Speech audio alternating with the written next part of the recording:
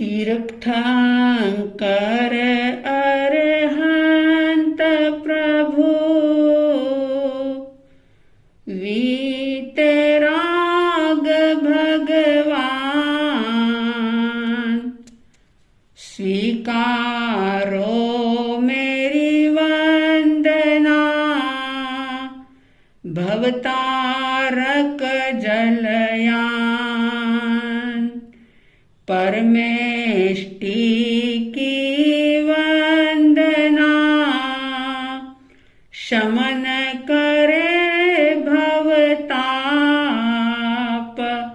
स्मरण मनन से चेतना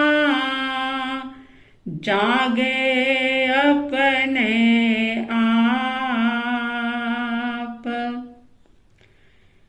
श्रद्धालु जिज्ञासु श्रोताओं, पर्वाधिराज पर्युषण महापर्व का आज चौथा दिवस प्रारंभ हुआ। इन पावन पवित्र दिवसों में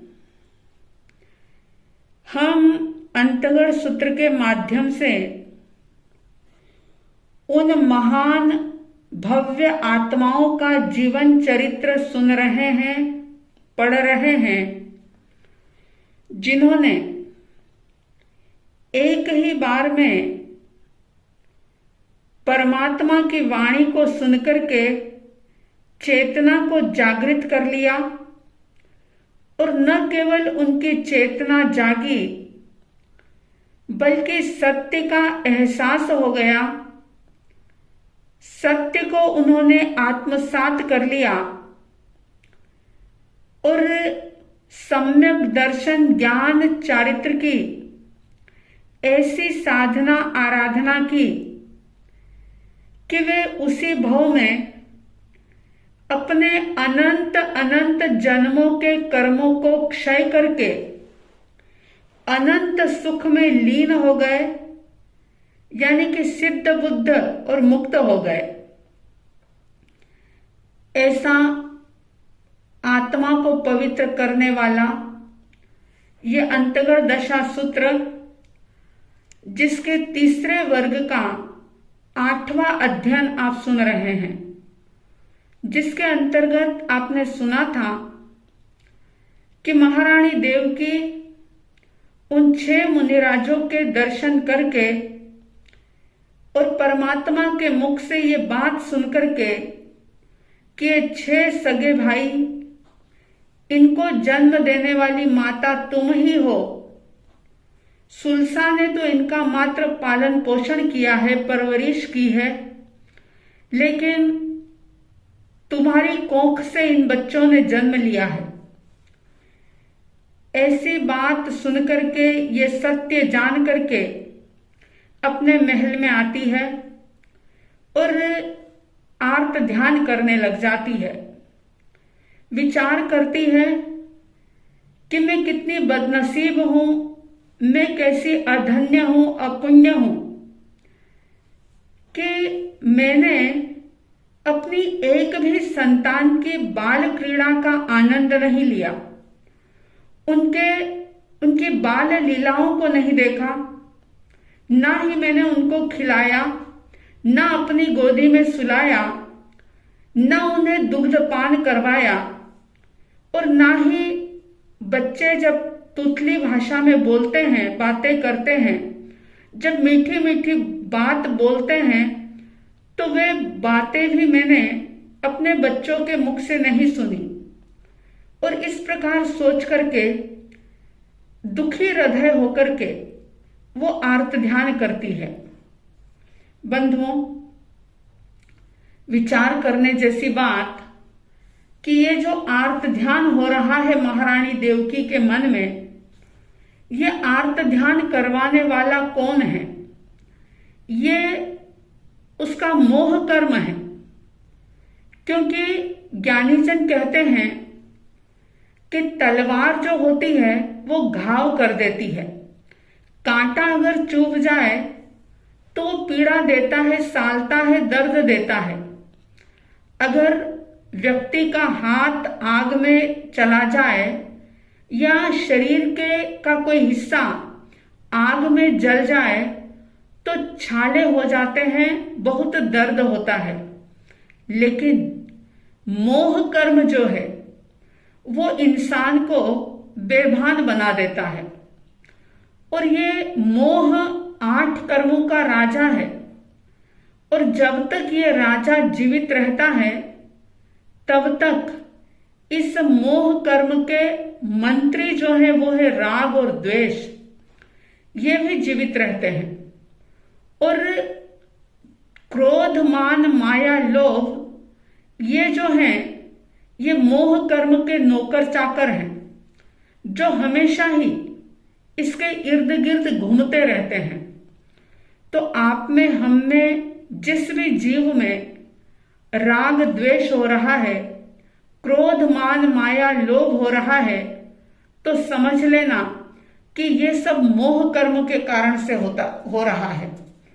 मोह कर्म ऐसा बेभान कर देता है कि व्यक्ति ये सोच नहीं पाता, जैसे महारानी देवकी ये विचार नहीं कर पा रही कि मैंने एक जन्म में नहीं, अनेकों जन्मों में अनेकों संतानों को जन्म दिया है।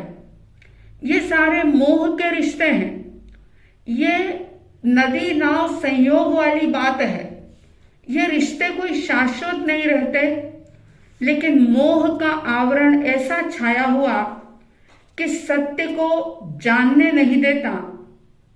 और जब महारानी देवकी इस तरह से उदास होकर के बैठी थी, आर्त ध्यान कर रही थी, चिंतन में डूबी हुई थी कि मैंने किसी भी बच्चों की बाल क्रीड़ा को नहीं देखा, और इस प्रकार से वो सोच ही रही थी कि श्री कृष्ण वासुदेव जो महारानी देवकी को चरण वंदन करने के लिए, उनको धोख देने के लिए वहां पर आते हैं। और जैसे ही वो आए, उन्होंने अपनी मां के चरणों में नमस्कार किया। और ऐसा नहीं कि नमस्कार करके उनको धोख दे करके, सिर झुका करके, मत्था टेक करके वो चले गए हों।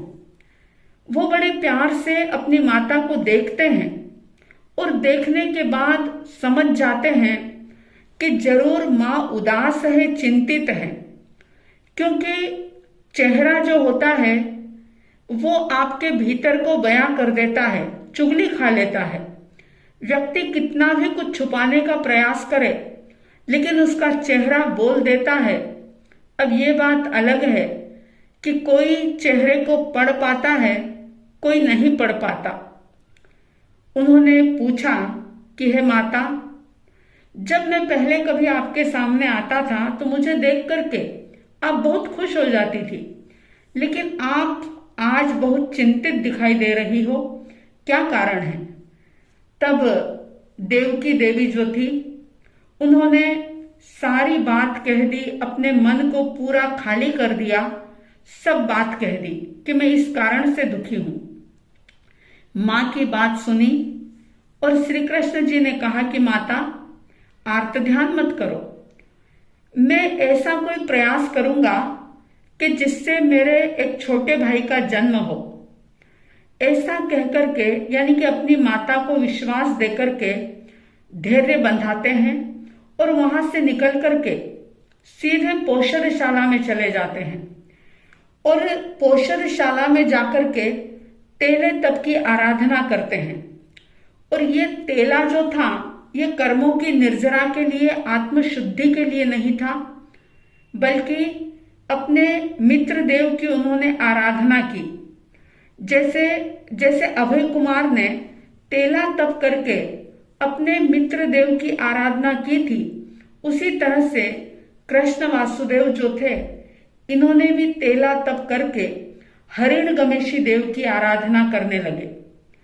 और उनका तेला जो कि बड़े उत्कृष्ट भावों से उन्होंने किया था, ये बात अलग है कि उसमें निर्जरा की भावना नहीं जुड़ी थी, बल्कि कोई भौतिक लालसा थी। उनके उस उत्कृष्ट आराधना से हिरण्यगमेशी देव जो थे वो वहां पर उपस्थित हो गए और पूछा उन्होंने कि तुमने मुझे क्यों याद किया है, मैं तुम्हारे सामने उपस्थित हूं, कहो क्या बात है। तब श्री कृष्ण जी हाथ जोड़ करके कहते हैं कि मुझे एक छोटा भाई मिले, यानी मेरे छोटे भाई का जन्म हो, ऐसी मेरी इच्छा है। हिरण्यगमेशी देव जो थे उन्होंने श्री कृष्ण जी से एक बात कही कि हे देवानुप्रिय, देवलोक का एक देव जो कि वहां के आयुष्य पूर्ण करके तुम्हारे छोटे भाई के रूप में जन्म लेगा, लेकिन जैसे ही उसकी बाल्य अवस्था यानी बचपन बीतेगा और युवा अवस्था में प्राप्त होते ही वो दीक्षा ले लेगा। ऐसा कहकर के देव तो वहां से चले जाते हैं। अब श्री कृष्ण जी पोषदशाला से निकलते हैं और अपनी माता के पास आकर के उन्होंने फिर से उनको प्रणाम किया, वंदन किया और कहा कि माता आप चिंता मत करो, आपका मनोरथ जो है वो जरूर पूर्ण होगा। और इस प्रकार से अपनी माँ को बड़े ही प्रिय शब्दों से, मनोहर शब्दों से संतुष्ट किया और वे अपने स्थान पर चले जाते हैं। विशेष बात ये कि उन्होंने भाई के जन्म की बात तो माँ को कह दी, लेकिन ये नहीं कहा कि वो समय आने पर दीक्षा ले लेगा, क्योंकि वो जानते थे कि अगर मैं ये बात कह दूंगा तो माँ बहुत ज्यादा दुखी हो जाएगी। अब क्या होता है, समय बीतता है।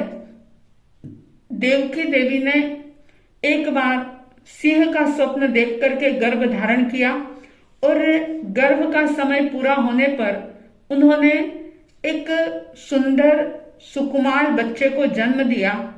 उस बच्चे की सुकुमारता को, कोमलता को देख करके माता पिता ने विचार किया कि उसका नाम जो है गजसुकुमार रखा जाए और उस बच्चे का नाम गजसुकुमार रखा गया।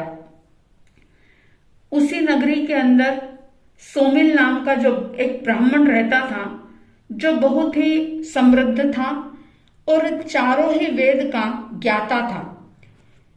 उस ब्राह्मण की पत्नी सोमश्री थी और सोमिल ब्राह्मण की पुत्री जो थी जिसका नाम सोमा था, वह एक दिन बहुत सारी बच्चियों के साथ, बहुत सारी दूसरी दासियों से घिरी हुई वो सोने की गेंद से खेल रही थी। और देखिए संयोग किस प्रकार से बनते हैं कि उस समय में भगवान अरिष्टनेमि जो द्वारिका नगरी में पधारते हैं, समोशरण की रचना होती है और बहुत सारी लोग परिषद पूरी धर्म कथा सुनने के लिए जाती है। श्री कृष्ण वासुदेव ने भी जब भगवान के आगमन की बात सुनी तो वे भी अपने छोटे भाई को यानी गजसुकुमार को भी अपने साथ हाथी पर बिठा करके भगवान के चरणों में ले जाते हैं। लेकिन जब वो जा रहे थे तो रास्ते में उन्होंने उस सौंदर्यशाली रूपवान सोमा कन्या को देखा और एक ही नजर में, जैसे कहते हैं कि लड़की उन्हें पसंद आ गई और उन्होंने ये सोचा कि ये गजसुकुमार के लिए बिल्कुल उपयुक्त कन्या है।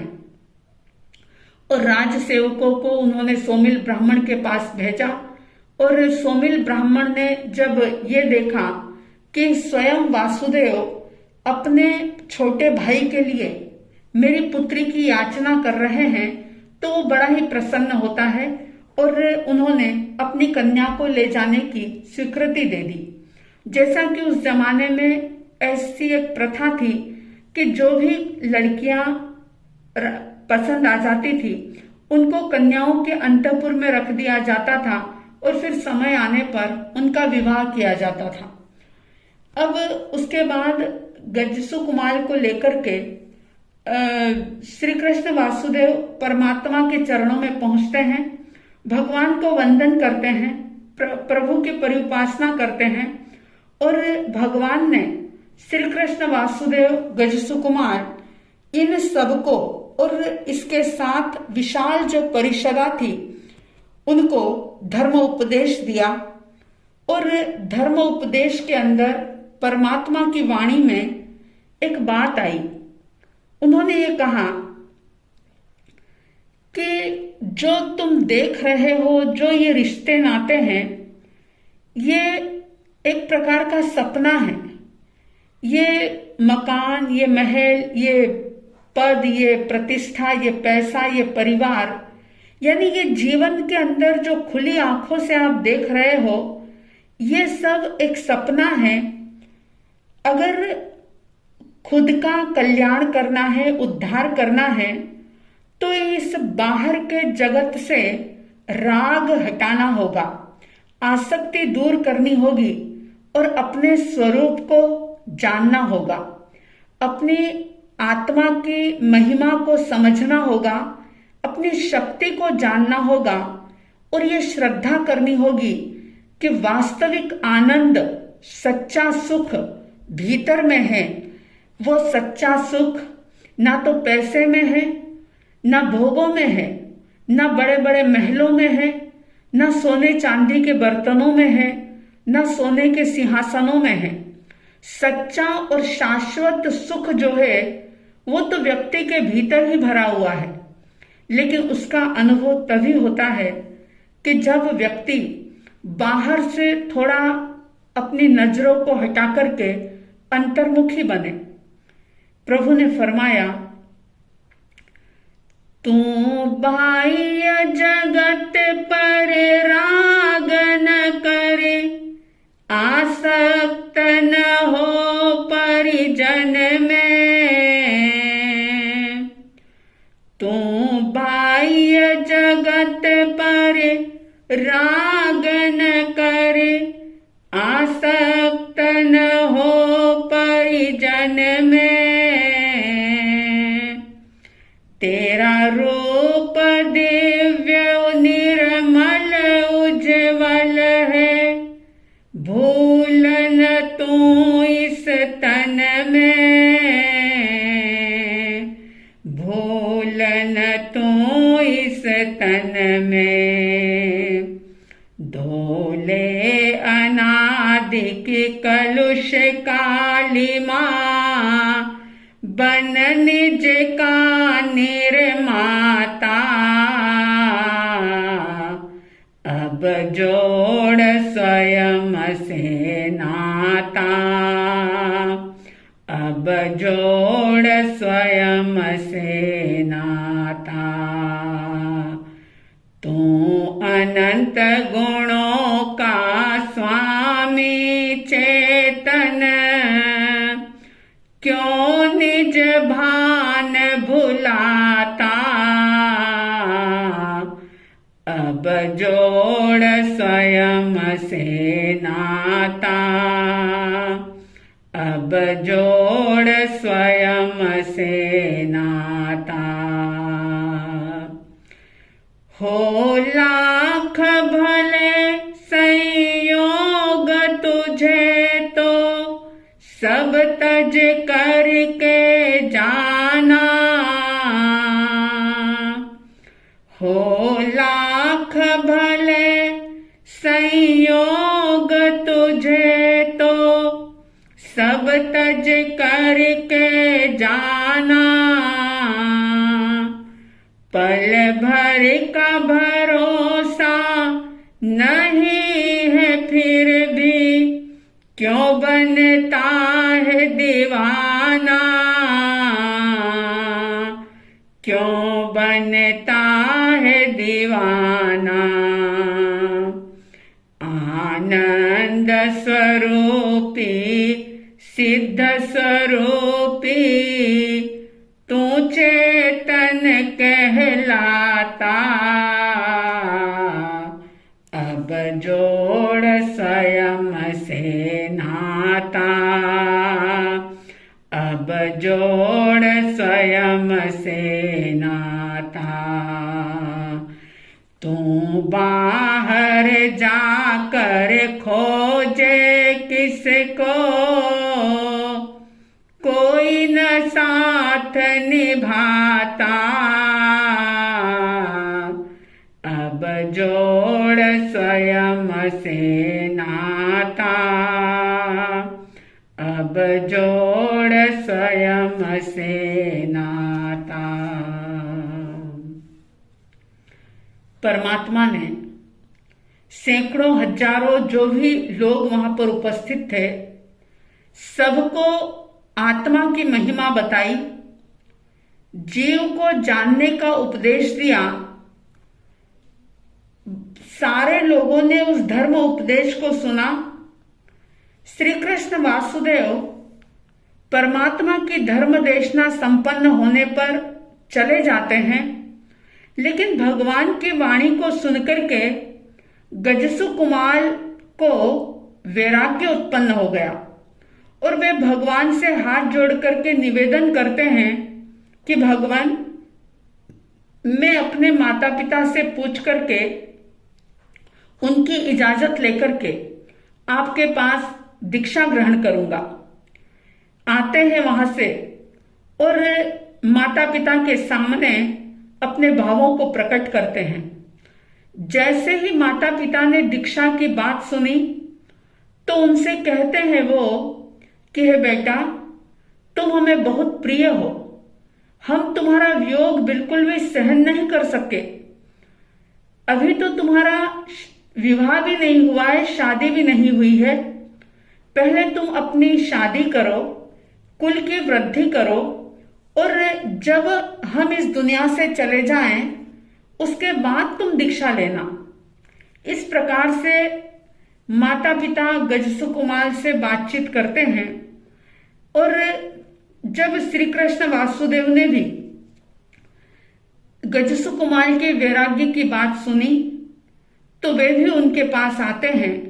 बड़े प्रेम से अपने छोटे भाई को अपने गले से लगाते हैं, गोदी में बिठाते हैं और कहते हैं कि तुम मेरे छोटे भाई हो, तुम अभी दीक्षा मत लो, मैं बहुत ठाट बाट के साथ तुम्हारा राज्याभिषेक करूंगा, तुम्हें इस द्वारिका नगरी का राजा बना दूंगा। जब ये बात श्री कृष्ण वासुदेव ने कही तो गजसु कुमार जो थे वे उस समय मौन रहते हैं और कृष्ण वासुदेव ने और अपने उनके माता पिता ने भी ये सारी बात कही तो गजसु कुमार जो थे वो कहते हैं कि ये काम भोग जो हैं ये सारे ही रोग के भंडार हैं।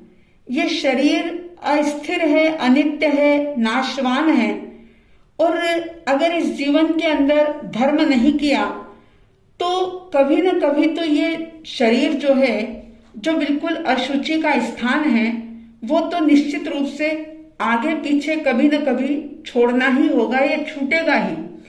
इसलिए मैं आपकी आज्ञा लेकर के प्रभु के पास संयम अंगीकार करना चाहता हूं। श्री कृष्ण वासुदेव और राजा वसुदेव जी, देवकी रानी गजसु कुमार को बहुत प्रकार से समझाते हैं, लेकिन उनकी किसी भी बात का, किसी भी लोभ लालच का गजसु कुमार के ऊपर कोई असर नहीं हुआ। तो फिर उन्होंने ये बात कही कि हे बेटा, हम तुम्हें एक दिन के लिए भी सही, लेकिन राज सिंहासन पर बिठा करके, यानी तुमको राजा बना करके तुम्हारी राजश्री को देखना चाहते हैं। इसलिए तुम कम से कम एक दिन के लिए ही राज्य लक्ष्मी को स्वीकार कर लो। जब ये माता पिता और भाई निवेदन करते हैं तो उनके अनुरोध को सुनकर के गजसु कुमार चुप रह जाते हैं, मौन साध लेते हैं और इसके बाद बड़े ही समारोह के साथ उनका राज्याभिषेक किया जाता है। माता पिता तो ये सोच रहे थे कि शायद राज सिंहासन पर बैठ करके इनका वैराग्य उखड़ जाएगा, लेकिन उनका वैराग्य पक्का था। अब जैसे ही राजा बन गए वो, तो माता पिता भाई आदि उनसे पूछते हैं कि हे बेटा, क्या आज्ञा है तुम्हारी, क्या चाहते हो? तब गजसु कुमार ने उत्तर दिया कि बस मैं दीक्षा लेना चाहता हूं। और बहुत ही ठाट बाट के साथ उनकी दीक्षा संपन्न होती है। भगवान अरिष्टनेमि के पास वे आते हैं और भगवान के पास अपने आप को समर्पित करके वे गजसु कुमार से गजसु कुमार मुनि बन जाते हैं। इसके बाद क्या होता है कि गजसु कुमार ने जिस दिन दीक्षा ली उसी दिन शाम के चौथे प्रहर में अरिष्टनेमि भगवान के पास आते हैं और विधिवत वंदन करके भगवान से कहते हैं कि भगवान, अगर आपकी आज्ञा हो तो मेरी ऐसी इच्छा है कि मैं महाकाल शमशान में जाकर के एक रात की महाप्रतिमा यानी भिक्षु प्रतिमा स्वीकार करना चाहता हूं, जिसमें पूरी रात शमशान में ध्यानस्थ होकर के खड़ा होना होता है। भगवान तो त्रिकालदर्शी थे, सब कुछ जानते थे कि क्या होने वाला है। उन्होंने उन्हें कह दिया कि तुम्हें जैसा सुख उपजे वैसा करो, धर्म कार्य में विलंब मत करो। गजसु कुमार महाकाल शमशान में जाते हैं और वहां पर वे ध्यान के अंदर भिक्षु की महाप्रतिमा को स्वीकार करके खड़े हो जाते हैं। उसी समय सोमिल ब्राह्मण, शाम का समय था, सोमिल ब्राह्मण वहां से निकल रहा था और जैसे ही गजसु कुमार मुनि को देखा, पिछले जन्म का वेर जागृत होता है और एकदम से उसके मन में ये विचार आया कि अरे, ये मृत्यु को चाहने वाला ये गजसु कुमार है और ये ऐसा है कि इसने मेरी बेटी के साथ शादी करने की बात इसके भाई ने करी थी, लेकिन ये तो मेरी निर्दोष बेटी को छोड़ करके अकारण ही साधु बन गया है और इसने मेरी बेटी के साथ बड़ा अन्याय किया। बहुत सारे विचार उसके मन में आते हैं और ऐसा वेर द्वेष का भाव ऐसा जागृत होता है कि वो सोचता है कि मैं अपने वेर का बदला इससे ले लूं। प्रतिशोध की आग में वो जलता है और आप जानते हैं कि जब व्यक्ति के अंदर बदले की, प्रतिशोध की भावना जागती है तो फिर वो बड़ा क्रूर बन जाता है। सोमिल ब्राह्मण भी बहुत क्रूर बन जाता है और इधर उधर चारों तरफ देखता है, क्योंकि पाप जो है वो एकांत चाहता है, अंधकार चाहता है। वह देखता है कि कोई देख नहीं रहा है और पास ही जो तालाब था वहां से वो गिल्ली मिट्टी लेकर के आ जाता है। गजसु कुमार अनगार के पास आता है, सिर पर गीली मिट्टी से पाल बांध देता है और जो अंगारे जल रहे थे, खेर की लकड़ी के लाल अंगारे जो एक फूटे मिट्टी के बर्तन में वो भर करके लाता है और धधकते हुए अंगारे गजसु कुमार अनगार के सिर पर रख देता है।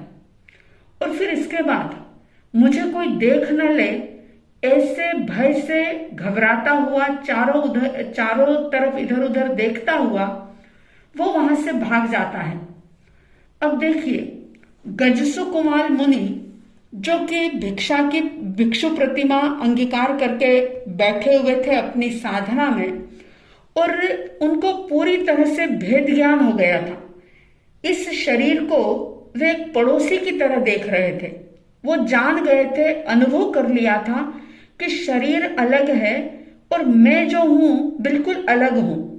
मेरा शरीर से कोई लेना देना नहीं।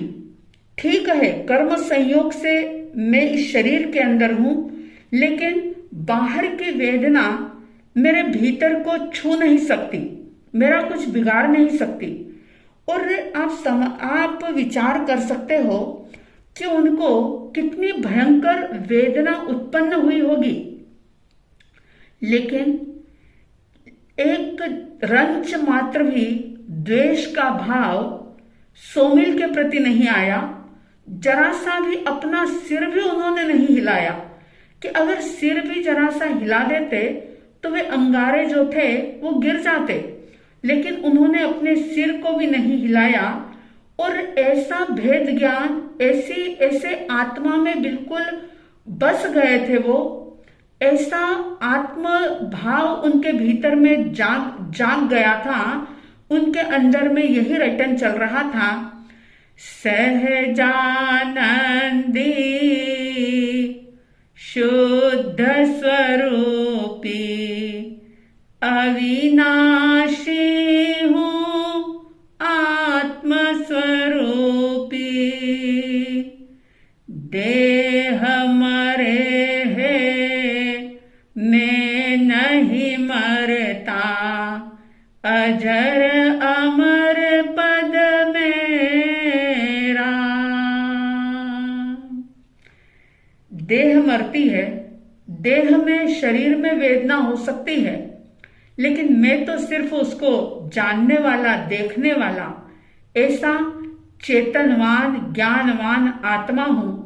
और ऐसे आत्म भावों से, आत्म भावना भाते भाते ही संपूर्ण कर्मों को नष्ट करके वे उसी समय केवल ज्ञान, केवल दर्शन को प्राप्त करते हैं और सारे ही कर्मों को क्षय करके वे सिद्ध बुद्ध और मुक्त हो जाते हैं।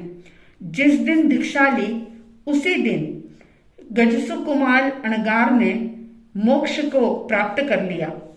अब क्या होता है कि वहां पर जो देव थे, मतलब जो आसपास समीप में जो देवों ने जब देखा कि गजसु कुमार अणगार ने चारित्र का सम्यक आराधन किया है, तो उन्होंने अपनी वैक्रिय शक्ति के द्वारा दिव्य सुगंधित अचित जल और 5 प्रकार के अचित फूलों की, वस्त्रों आदि की वर्षा की, दिव्य मधुर गायन गाए, वाद्यों की ध्वनि की, और उस ध्वनि से, उस मधुर ध्वनि से संपूर्ण आकाश जो था वो गुंजायमान हो जाता है।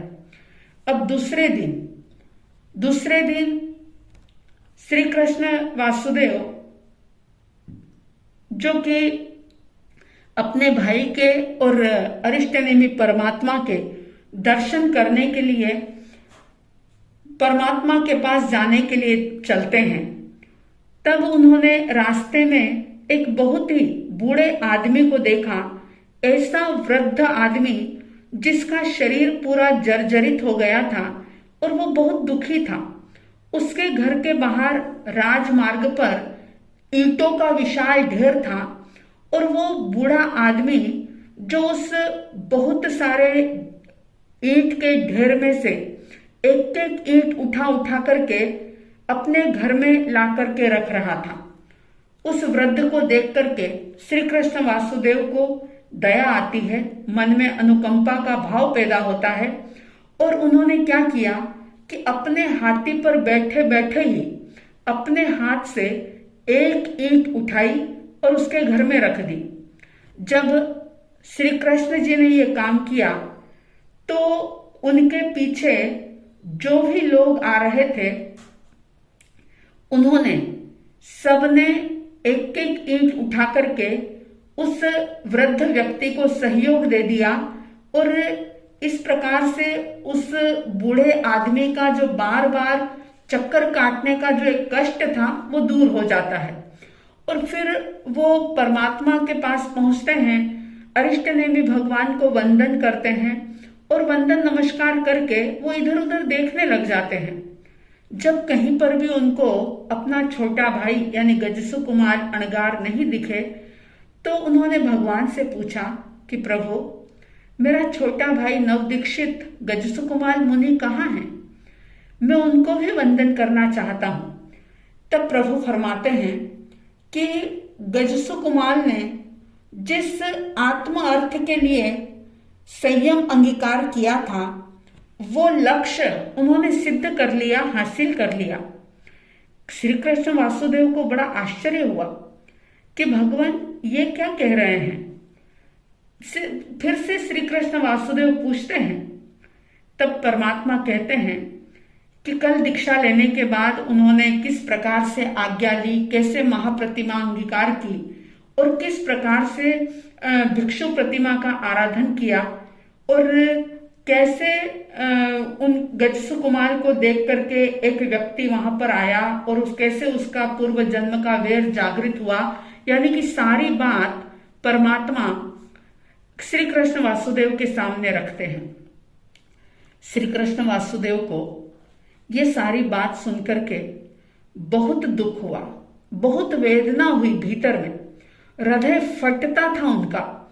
और अपने भाई के वियोग से तो दुख हो ही रहा था, लेकिन उस व्यक्ति के प्रति भी बड़ा द्वेष भाव पैदा हो रहा था कि कौन है वो मृत्यु को चाहने वाला जिसने मेरे छोटे भाई को अकाल में ही उसके प्राण हरण कर लिए। परमात्मा कहते हैं कि उसने तो तुम्हारे भाई को मोक्ष प्राप्त करने में सहायता दी है। देखिए, दृष्टि का फेर देखो आप। जो अज्ञानी जीव होते हैं वो निमित्त को दोष देते हैं, लेकिन जो ज्ञानी होते हैं वे निमित्त को निर्दोष मानते हैं।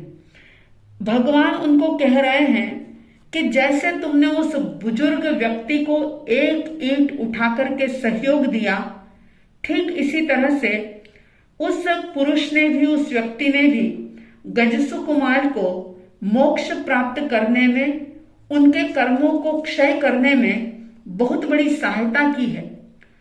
फिर भी श्री कृष्ण पूछते हैं कि मैं उस व्यक्ति को कैसे जानूंगा। तब परमात्मा कहते हैं कि जब तुम वापस यहां से जाओगे, तुम्हें देखते ही जो व्यक्ति एकदम से धड़ाम से गिर जाएगा और मृत्यु को प्राप्त हो जाएगा, समझ लेना कि यही वो आदमी था। श्री कृष्ण भगवान को वंदन करते हैं, फिर से अपने हाथी पर बैठ करके अपनी द्वारिका नगरी में अपने भवन की ओर आते हैं। इधर क्या होता है कि सुबह सूर्योदय होते ही सोमिल ब्राह्मण अपने मन में विचार करता है कि श्री कृष्ण वासुदेव जरूर परमात्मा के दर्शन करने के लिए जाएंगे, सारी बात प्रभु से उन्हें पता चल जाएगी और पता नहीं श्री कृष्ण मुझे किस प्रकार की सजा देंगे, तो वो आए उससे पहले ही मैं गली गुच्चों से होकर के भाग जाऊं, इस द्वारिका नगरी को छोड़ दूं। और संयोग ऐसा बनता है, श्री कृष्ण वासुदेव जो थे वो अपने भाई की मृत्यु से बड़े ही शोक से व्याकुल हो रहे थे, तो उन्होंने राजमार्ग को छोड़ा, गली का रास्ता चुना और संयोगवश वो सोमिल ब्राह्मण जो था वो श्री कृष्ण वासुदेव के सामने आ गया और वहीं धड़ाम से गिरता है और उसकी मृत्यु हो जाती है। वो मौत को प्राप्त कर लेता है। श्री कृष्ण वासुदेव को बड़ा ही गुस्सा आता है। वे उसके उस शव को घसीटवाते हैं, उस भूमि को पानी डलवा करके साफ करवाते हैं और अपने भवन में पहुंचते हैं। इस प्रकार से जम्बू स्वामी जी से सुधर्मा स्वामी जी कहते हैं कि ये भगवान महावीर स्वामी जी ने अंतगढ़ दशा नाम के 8वें अंग के 3रे वर्ग के 8वें अध्ययन के इस प्रकार से भाव फरमाए, यानी कि ये 3रे वर्ग का 8वां अध्ययन जो है वो संपन्न होता है। आगे किस प्रकार का वर्णन आएगा जो हम समय आने पर बात करेंगे। साध्वी द्वय की तरफ से आप सभी के लिए हार्दिक हार्दिक शुभ मंगल कामनाएं कि आप इन पर्वादि राज के दिनों में ज्यादा से ज्यादा आत्म जागृति पूर्वक साधना कर सकें और अपने भीतर के राग द्वेष कषायों को कम करके अपनी आत्म विशुद्धि कर सकें। ऐसी मंगल भावनाओं के साथ जय प्रभु महावीर, जय गुरु आनंद। हाथ जोड़ करके आंखें बंद करके परमेष्टि की स्तुति को बड़ी श्रद्धा के साथ श्रवण करेंगे। अरिहंत भवि जन तारक जय है, जिन शासन तीर्थ विधाता, सिद्धालय स्थित भगवान सिद्धात्मा, आचार्य गुणवंता, अंगोपांग उपाध्याय ज्ञाता, साधु साधना करंता, महाविदेह में शोभे, मोक्षपुरी में विराजे, क्षेत्र विचरन्ता सब पावपणासक जय है परमेष्टि भगवंता। जय है जय है जय है जय जय जय जय है। महावीर संघ की जय है, जिन शासन की जय है।